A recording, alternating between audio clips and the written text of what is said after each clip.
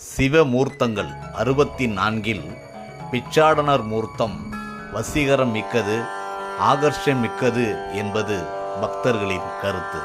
சிவபெருமான் 2 முறை பிச்சை பாத்திரம் ஏந்தி நின்றார். ஒன்று பிரம்மனின் தலையை கிள்ளிய போது, மற்றொன்று தாருக்கா வனத்து முனிவர்களின் அகந்தையை அடக்கும் போது.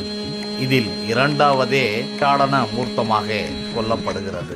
தாருக்காவனத்து முனிவர்கள் தங்கள் யாகம் வளர்ப்பதால் தாங்களே உலகில் சிறந்தவர்கள் என்று, இறைவன் யாரையும் வழிபட தேவையில்லை என்று இருமாப்பும் ஆணவமும் கொண்டிருந்ததை அடக்குவதற்காகவே சிவபெருமான் பிச்சாடனர் ரூபம் ஏற்றார் என்பது வரலாறு.